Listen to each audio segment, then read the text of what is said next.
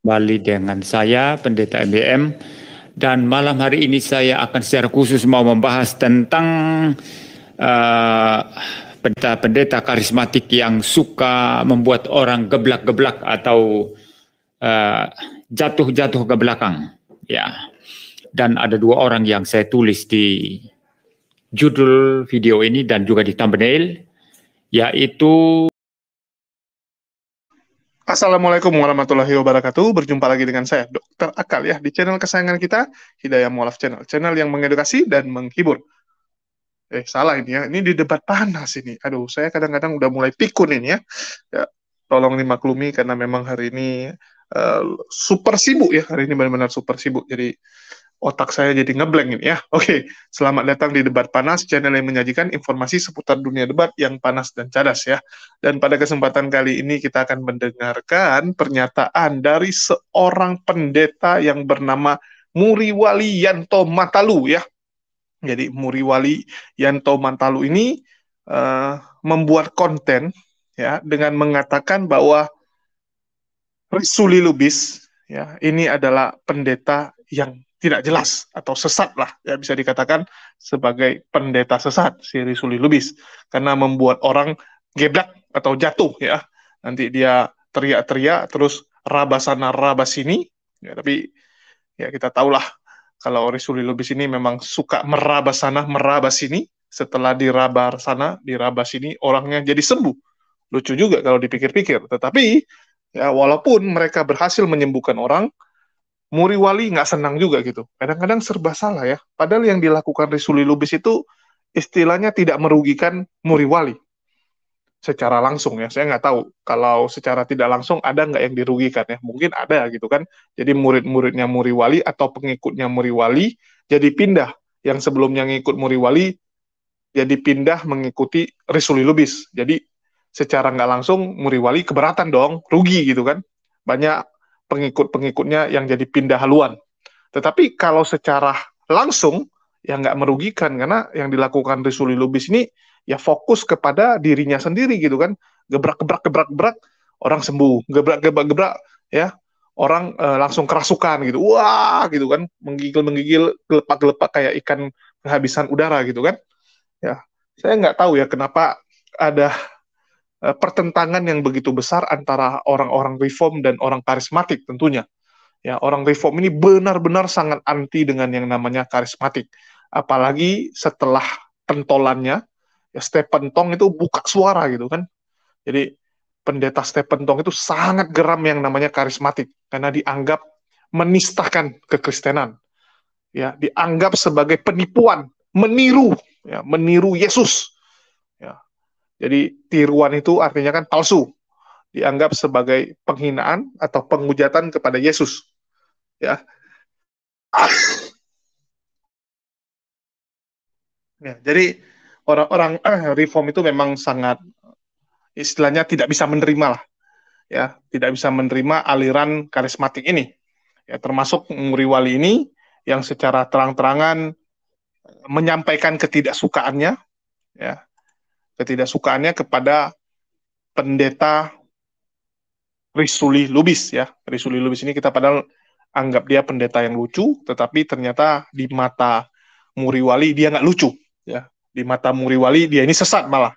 Ya, kalau di mata kita ya walaupun dia ini nggak benar, tapi minimal dia menghibur, dia lucu ya. Dia selain suka loncat sana loncat sini ya, dia terus omongannya sangat aneh, ya, dan dia secara bentuk fisik juga lucu gitu kan. Bahkan dijuluki pendeta cebol oleh Sarah Ayu. Ya, dibilang wah tuh pendeta cebol nggak jelas itu. Ya, tetapi dia tetap menghibur bagi kita. Sedangkan di mata Muriwali dia adalah orang sesat. Ya, kita dengarkan dulu full bagaimana tanggapan dari Muriwali terhadap pendeta cebol Risuli Lubis ya, atau Risuli Lubis Kubis. Ya, yuk kita dengar dulu. Pendeta-pendeta karismatik yang suka membuat orang geblak-geblak atau jatuh-jatuh ke belakang, ya. Dan ada dua orang yang saya tulis di judul video ini dan juga di thumbnail, yaitu Risuli Lubis dan Kevin Kuhlman, ya. Kalau Kathryn Kuhlman ini adalah ya boleh dikatakan hamba Tuhan karismatik ya, yang sangat-sangat terkenal, yang boleh dikatakan sebagai guru daripada Benny Hinn. Nah, kalau Risuli Lubis ini adalah pemain lokal Indonesia ya, pemain lokal di Indonesia. Sebetulnya tidak seimbang ya. Kedua nama ini saya sandingkan ya, karena nama Kathryn Kuhlman itu dikenal secara luas di dalam dunia internasional, sedangkan Risuli Lubis ini hanya dikenal orang melalui akun YouTube-nya ya. Akun YouTube-nya itu apa ya? Metanoia atau apa itu ya? Tapi kita tidak bahas akun YouTube daripada Risuli Lubis. Nah, saudara, Benny Hinn itu juga membuat orang geblak ya ketika dia meniup ya, lalu mengatakan kepada orang-orang terima Roh Kudus ya, seakan-akan dia sedang membaptis orang dengan Roh Kudus atau sedang memberikan Roh Kudus kepada orang-orang di hadapannya, dan orang-orang itu geblak ke belakang ya, dan banyak dari mereka tidak sadarkan diri. Dan rupa-rupanya geblak semacam ini ternyata sudah terjadi pada zaman Kathryn Kuhlman ini, karena Kathryn Kuhlman ini jauh lebih tua umurnya dan juga hidup pada era yang berbeda dengan Benny Hinn. Walaupun mereka pernah bertemu kalau saya tidak salah ya, dan Benny Hinn pernah belajar kepada Kathryn Kuhlman. Bahkan ketika Kathryn Kuhlman ini meninggal dunia, Benny Hinn itu kalau saya tidak salah sering berziarah atau berdoa di makam daripada Kathryn Kuhlman ini. Nah, dikatakan itu saudara, Kathryn Kuhlman kalau lewat itu orang-orang di sekitarnya itu langsung rebah semua. Wah, ini sakti. Maka judul video saya ini adalah Kesaktian Kathryn Kuhlman dan Risuli Lubis. Nah, kenapa saya singgung Risuli Lubis di sini? Karena ada seseorang yang mengirimkan WA kepada saya, bahas dong Risuli Lubis katanya. Ada apa dari Risuli Lubis? Saya katakan demikian. Dia juga bikin orang rebah-rebah, bikin orang geblak-geblak katanya, jatuh-jatuh. Ya. Lalu saya katakan, kalau masalah jatuh-jatuh atau geblak-geblak itu saya sudah sering bahas ya, masalah itu.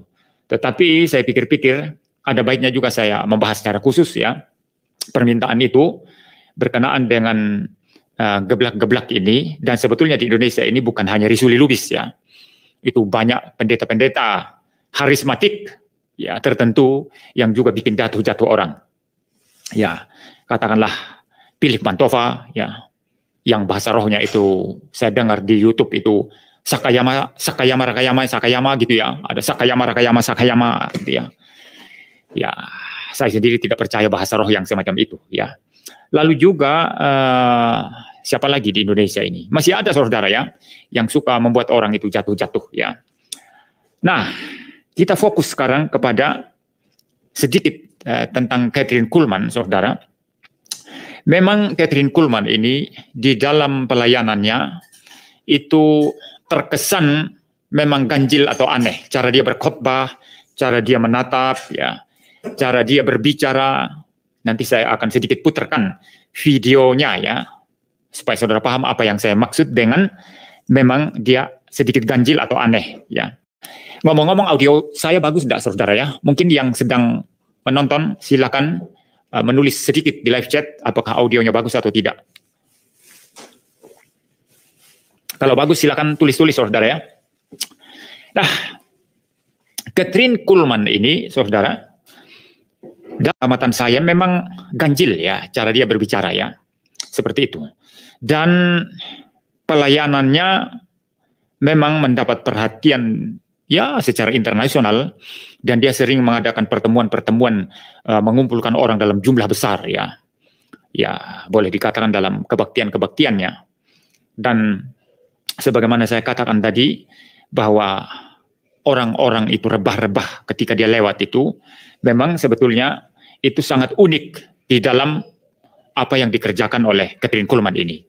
Ya, kalau saya mengatakan itu pelayanan dalam tanda kutip ya, karena saya mengkritisinya ya, bukan sedang memberikan dukungan atau support semacam itu ya. Jadi kalau saya mengatakan atau menggunakan istilah pelayanan, itu pelayanan di dalam tanda kutip ya.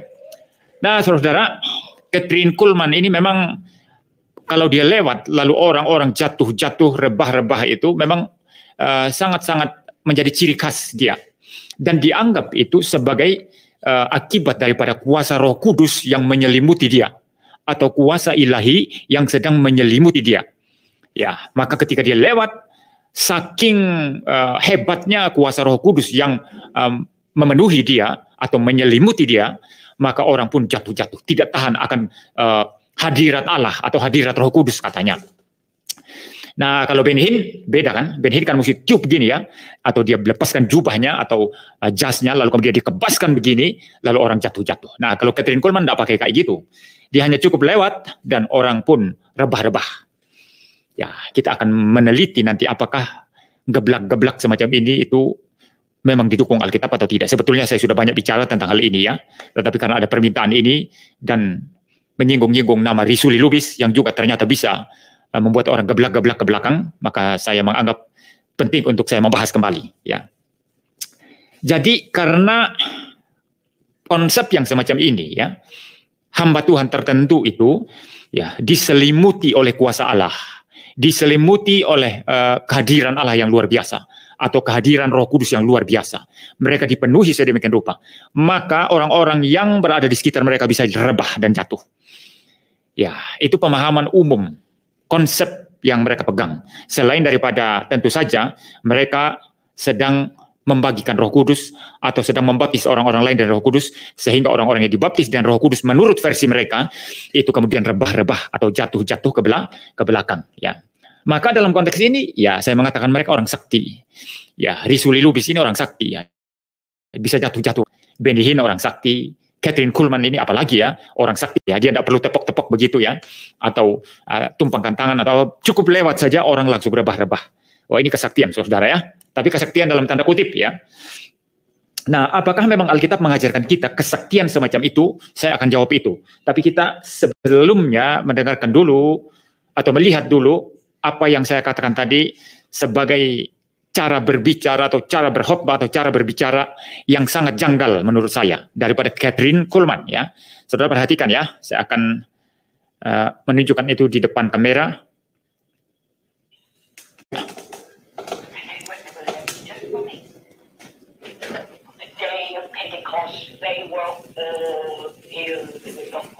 Suaranya nggak terlalu kedengaran ya.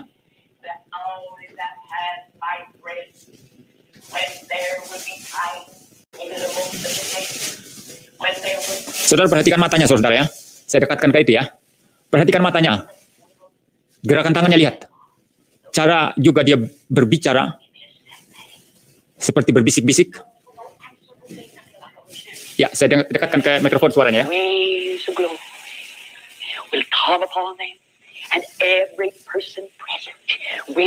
Seperti orang yang sedang menjalankan praktek hipnotis.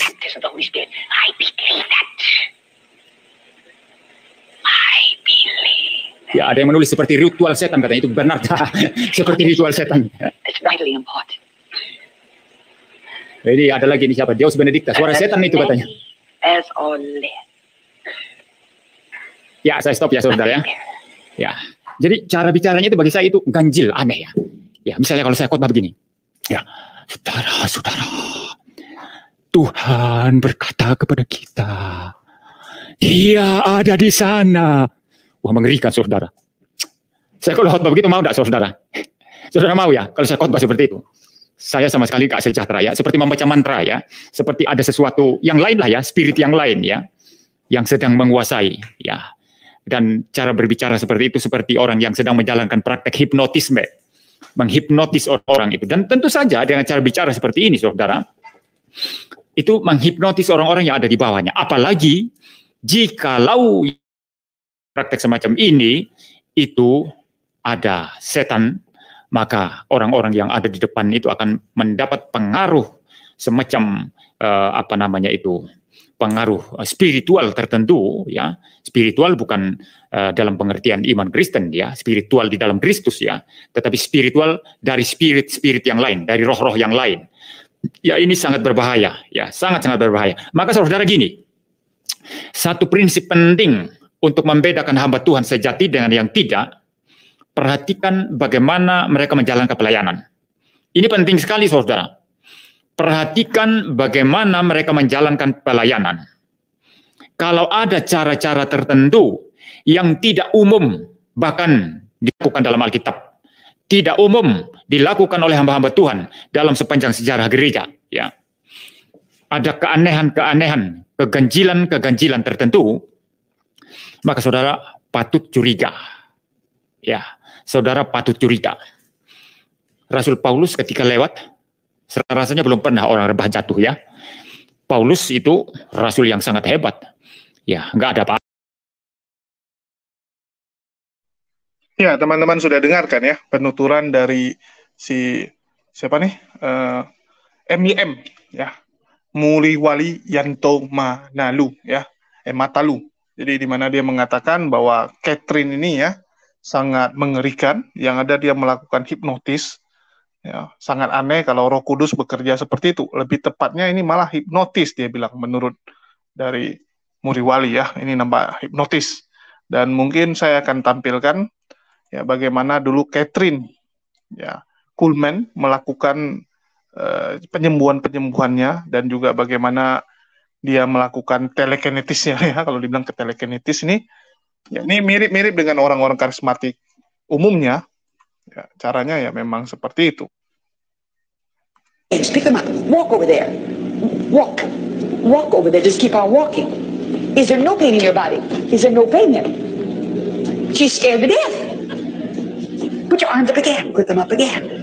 Dear Jesus, the power of the Holy Ghost is going through this body. What is this? Bend over right now. Just bend. Is there no pain there? We give you praise, wonderful Jesus. We give you glory. What is over here? Cancer. Left We rebuke this demon of cancer in the mighty name of Jesus. Whose wheelchair is this?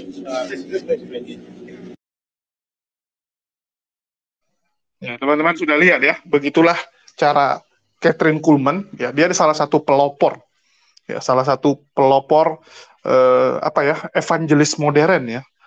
Jadi karismatik itu salah satu pelopor yang buat terkenal itu ya dia ini yang masuk TV gitu ya, yang masuk TV terus yang panggil rame-rame orang terus buat KKR penyembuhan. Nah, Catherine Kuhlman adalah salah satu pendirinya juga gitu, salah satu pelopornya yang ditiru ya oleh Benny Hinn, salah satu karismatik yang paling terkenal ya, pendeta karismatik yang paling terkenal. Benny Hinn itu kan salah satu juga, dia sama itu, nanti dia lepas jubah dilemparkan ke orang, semua orang tiba-tiba langsung rebah gitu kan, langsung pingsan semua. Benny Hinn pun seperti itu. Dan Risuli Lubis belum sampai ke taraf itu ya, karena si Risuli Lubis masih kelas lokal ya. Jadi tadi teman-teman juga dengar, menurut MBM Risuli Lubis belum pantas disandingkan, karena Risuli Lubis ini masih kelas kampung gitu kan. Jadi masih kelas lokal doang. Kalau kelas lokal dibandingkan kelas internasional kan nggak cocok juga gitu. Ya, nggak cocok. Jadi memang beda kelas mereka. Ya, kalau Benny Hinn seperti ini saya putarkan ya. Saya rasa teman-teman sudah tahu, bahkan dulu ada versi Hadouken-nya gitu ya. Jadi seakan-akan dia lagi main Street Fighter Hadouken gitu kan, orang pingsan-pingsan kan. Ada tenaga dalamnya nih. Rheumatoid arthritis, her feet, they're twin. God heal them tonight.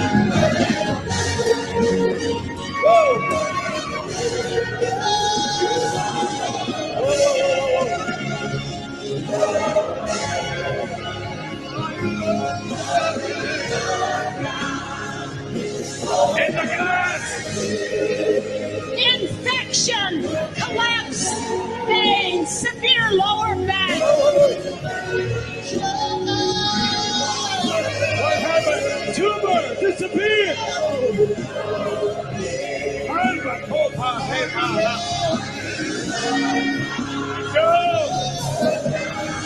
Stroke, 3 days ago, a stroke. All the pain and paralysis is gone.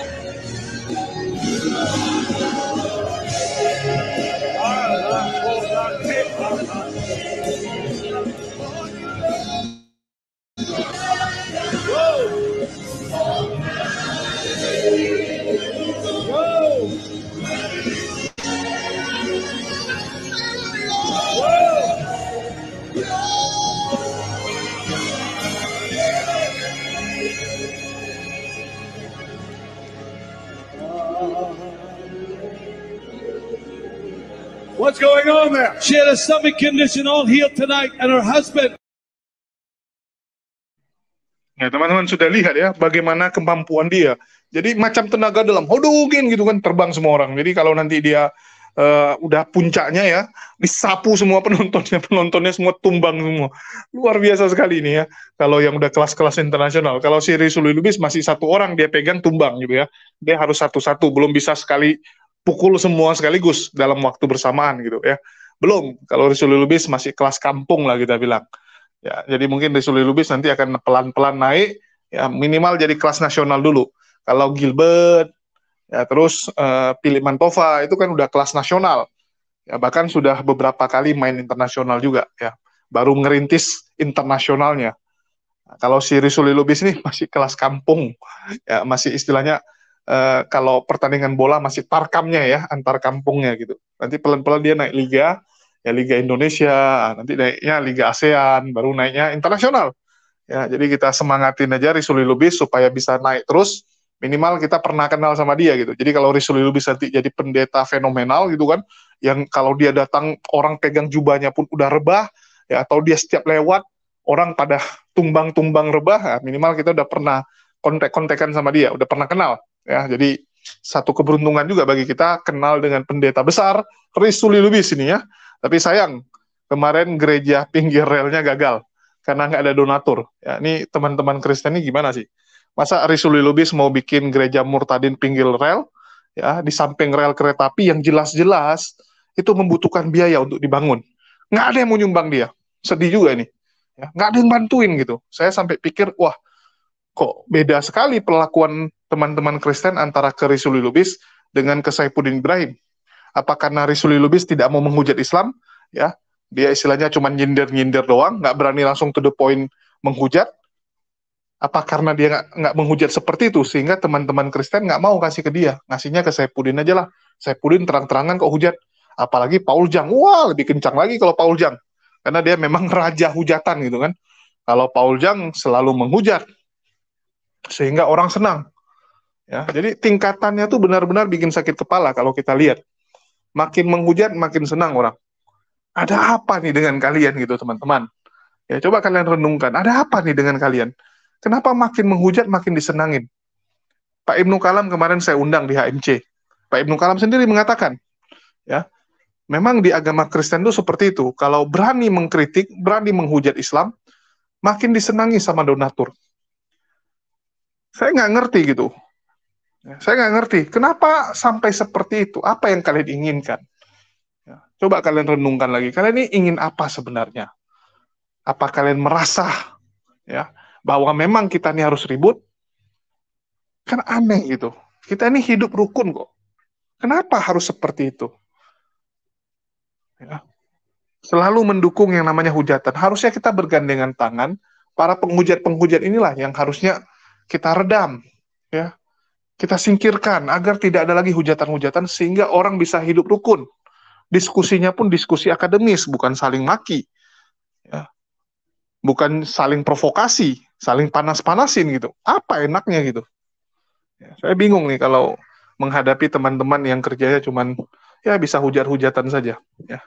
Terus di sini kita bisa lihat, walaupun judulnya yang dibuat oleh Muri Wali ya adalah Catherine ya dengan si Rizul Lubis, tetapi Rizul Lubisnya nggak dibahas, lebih nggak dibahas gitu. Mungkin karena Rizul Lubis dianggap kelas lokal dan nggak terkenal, cuman di YouTube dia bilang.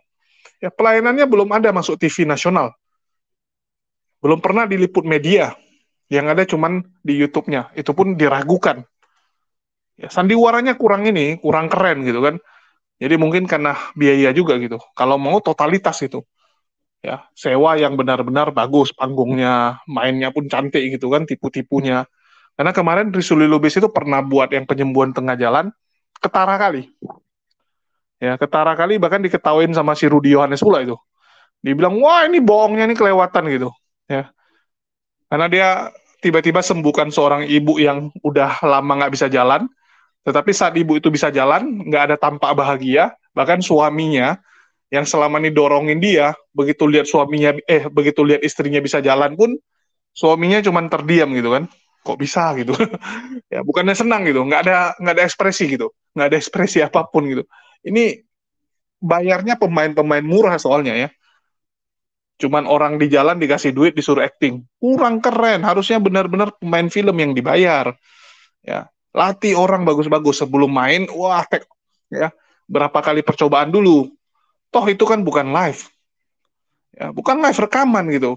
Gagal buat gitu sampai actingnya bagus. Harusnya Rizuli Lubis seperti itu. Ya, sehingga kemarin dia mungkin kurang persiapan. Ya, persiapannya jelek, malah terakhir ketahuan dia bohong. Jadinya besok nggak berani lagi dia kan. Besok-besoknya jadi malu. Dia nggak berani lagi melakukan penyembuhan itu. Ya.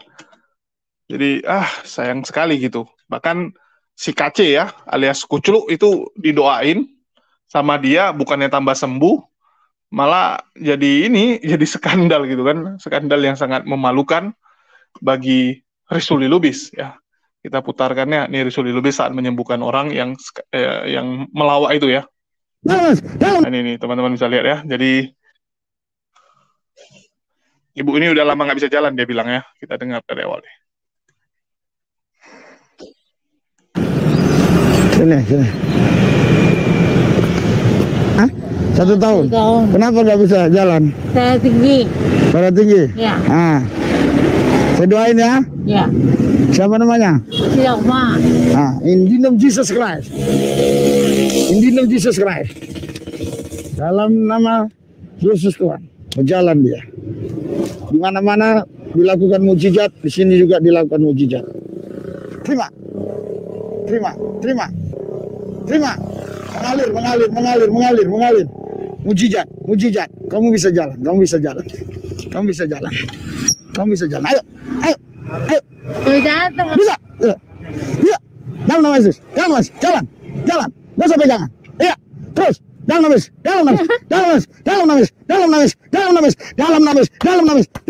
Jalan. Bawa Pak, kursinya Pak. Biar tunjukkan Pak. Dalam nama Yesus. Jalan. Ya, teman-teman bisa lihat ya, yang di sini kan suaminya, coba lihat di suaminya punya ekspresi. Istrinya bisa jalan, suaminya cuma kebingungan gitu ya. Kita putar ulang lihat nih. Bisa. Iya. Dalam nama Yesus. Kalau suaminya istilahnya nempelin tangan ke muka gitu kan, kayak bersyukur, udah sebelum dia jalan dia udah mulai acting gitu kan. Suaminya udah mulai acting, udah pura-pura, bisa nih gitu kan. Ya, teman-teman bisa lihat ya, tangan suaminya, coba lihat. Ayo. Bisa. Iya. Dalam nama Yesus. Jalan. Nggak usah pegangan. Iya. Terus. Dalam nama Yesus. Jalan. Ya, ketara kali kan bohong ya. Jadi gara-gara video inilah terakhir Rizuli Lubis memutuskan nggak mau lagi buat ya, karena aktingnya jelek sekali itu. Ya, mungkin dia cuma bayar cepet atau 200 gitu ke orang gitu ya. Ya mungkin dia bayarnya cuma yang asal-asalan aja, sehingga ya aktingnya cuma seperti ini. Ya, dapatnya juga seperti ini, dan terakhir malah jadi hal yang memalukan. Ya, dia dihina di sana sini ya. Jadi terakhir si Rizuli Lubis mutusin udah nggak usah lagi yang ginian gitu kan. Jadi dia buat yang doa-doa biasa aja. Oke, mungkin itu aja yang bisa saya sampaikan ya. Jadi ini salah satu video lucu di mana akhirnya MYM mengomentari secara personal si Rizuli Lubis ya, secara personal dia komentari. Biasanya dia bilangin total gitu kan, karismatik begini-begini, nggak pernah ke orangnya. Kali ini langsung ke orangnya, yaitu Rizuli Lubis. Entah kenapa yang dipilih Rizuli Lubis, ya dia bukan pilih kayak yang lain-lain. Ya kan ada juga itu kayak si Saipudin kan juga karismatik, ya, atau yang lain gitu. Ini tumben. Biasanya dia cuman komentar itu yang terkenal kayak Andi Simon ya. Kalau Andi Simon sangat sering dikomentari sama si MYM. Tetapi kalau si Muriwali ini kan si Metanoia ini kan masih kelas kecil sebenarnya, tapi dikomentari juga ya, bagus juga sih. Ya, mungkin itu aja dari saya. Makasih nih buat teman-teman yang udah nyimak. Ya, di akhir kata saya ucapkan wassalamualaikum warahmatullahi wabarakatuh. Sampai jumpa di lain kesempatan.